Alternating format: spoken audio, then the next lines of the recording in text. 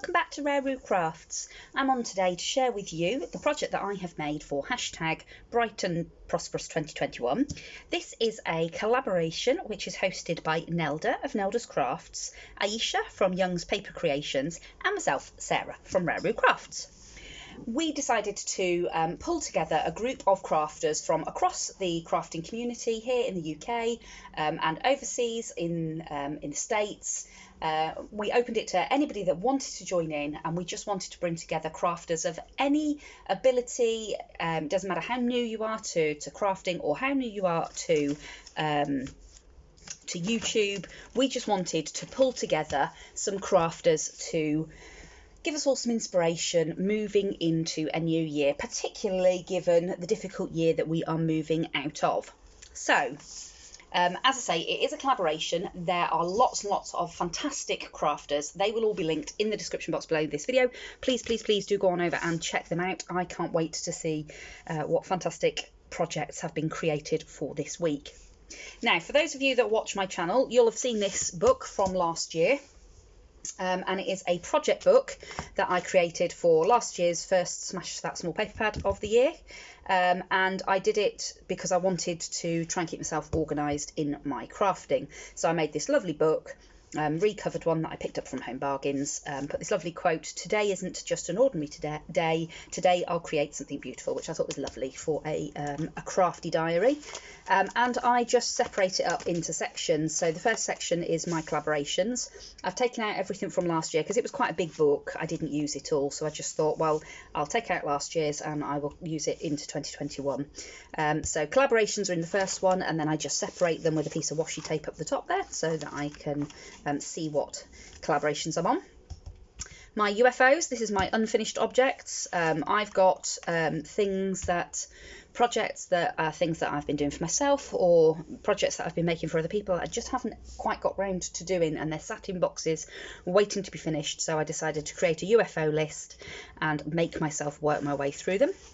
I've got an idea section so that if I have any ideas for my YouTube channel or just ideas of things I want to make, I can put them in there. And then I've got a to-do list. So this is anything that I have to get done. So things like birthday cards, collaborations, and also where I have had some products from companies to review. And obviously I've got to do some videos for those. So that's how I keep myself organised sort of day to day and have some detail. It's really good because it means, like, for the collaborations, I can write what the collaboration is all about, when I've got to post it, all of that sort of stuff. But I also like to have something at a glance. So something last year I made a desk calendar, but it just took up space on my desk. So I thought I would do something different this year. Now, I buy one of these every year for our family calendar. So it's the type where you can write your names across the top, and then any appointments and things that you've got. I've got a 5-slot one this year, so I've been able to have a separate slot for birthdays, which is nice. And this is the family one. So this is the one that hangs up in our kitchen, and we all use it. Now, obviously I'd got last year's, so I decided to turn that into my craft room calendar, and this is what I did. I absolutely love it. There were a couple of points where I wasn't sure I was going to love it, but I do. I really, really love it. So I took the backboard of last year's calendar. I obviously took the calendar off because that was no good to me, because it was obviously a 2020 calendar. I took that off. I printed out some calendars from a free website. If I remember, I'll link that in the description box as well below the video, so that you can go over and get one if you want one. It was really good because you could pick what day of the week you wanted your calendar to start on, and I like mine to start on a Monday, but I know a lot of people like them to start on a Sunday. So you could pick, and also on this particular one, it had got the weekends coloured in pink, which was good again for me, so that I can see at a glance. It's just that little bit more visual for me. So I printed them off and I popped on, I've been through and I've put all my collabs, I've put all birthdays and all things like that onto my calendar ready. And then I put that to one side and worked on the backboard. So I popped out the pen holder, I took the spiral bit off of the top, and I covered the whole of the backboard. If I just take these calendars off, you'll be able to see, I covered the whole of the backboard in bits of torn up encyclopedia and music paper, and the cover of the music score. I just ripped it all up and just stuck them down. You know, I didn't really think about it. I was just sticking them to just make sure that you rub the surface, because these calendars, because they're sort of like whiteboard, they are slick. So you need to give it a good rubbing over with a bit of sandpaper or an emery board or something. So I put all of those on, and then I covered the whole of the back of the calendar in some decoupage paper that I happened to have in my stash. I just went over, just so that, because you will see this, because I'm hanging it on a window, so you will be able to see that from the outside, so I just wanted to cover it. So once I'd done that, I went around with some acrylic paint. Started with a really pale blue and then sort of worked up to darker blues, and with a wet wipe, I just rubbed it on in fact I gessoed it first. I gave it a light coat of gesso, and the gesso helps the acrylic paint to move around a bit more. So I just rubbed it on with a wet wipe until I'd got the sort of graduated colour that I wanted all over the board. I then had a look through my stash, and I'd got a paper pad that I picked up in B&D Bargain last year or the year before, and it had got this really big ephemera, and when I bought it I thought, oh, that's a shame because it's so beautiful, but it's too big for the projects that I do.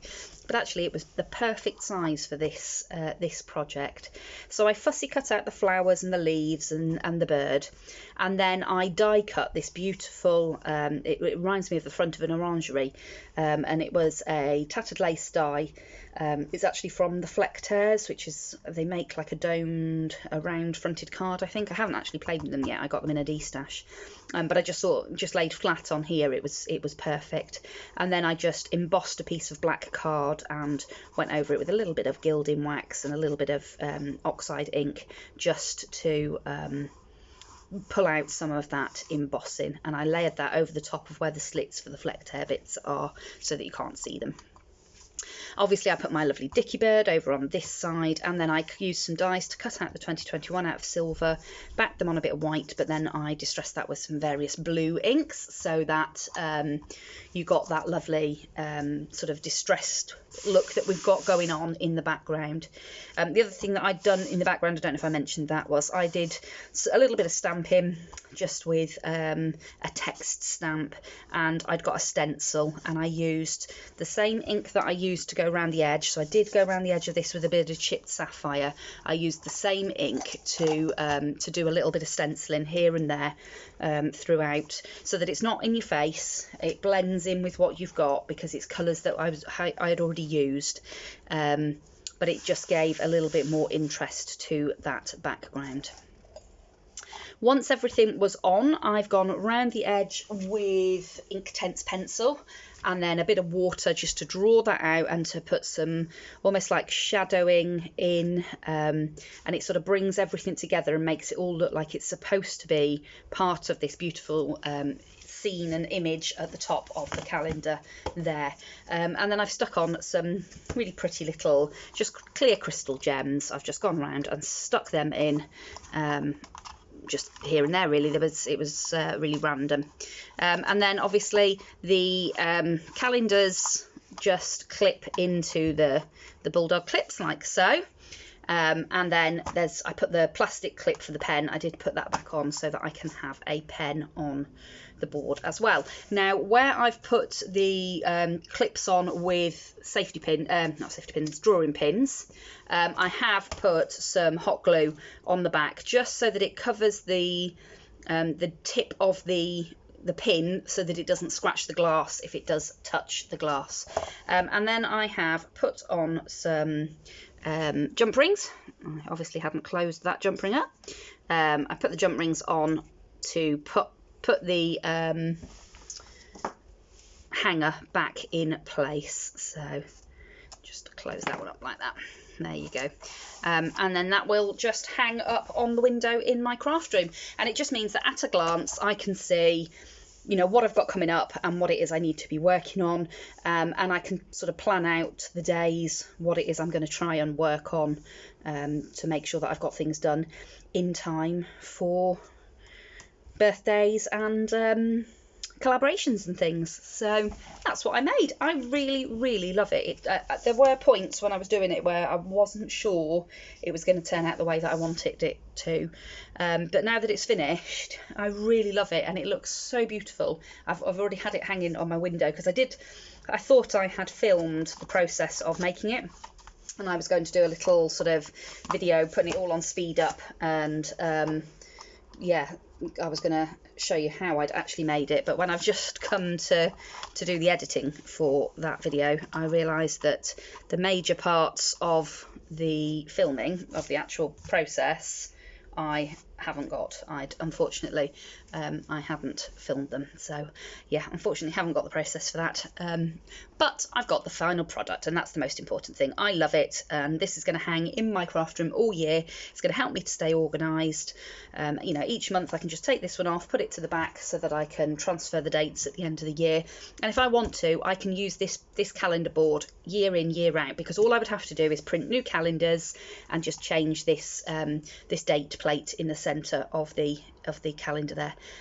But I love it. Yeah, really pleased. So like I say, this is a collaboration. There will be lots and lots of other crafters having done all sorts of projects. It was crafter's choice every single week, so there will be a huge variety of projects, and I really recommend that you go on over and check them out and see what everybody's been creating. I know that I can't wait to.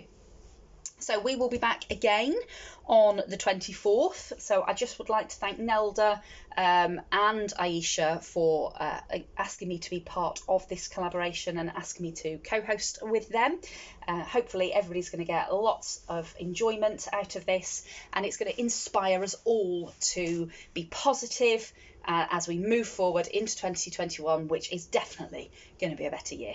Thank you so much for watching. I will see you all again very soon in another crafty video. Bye for now.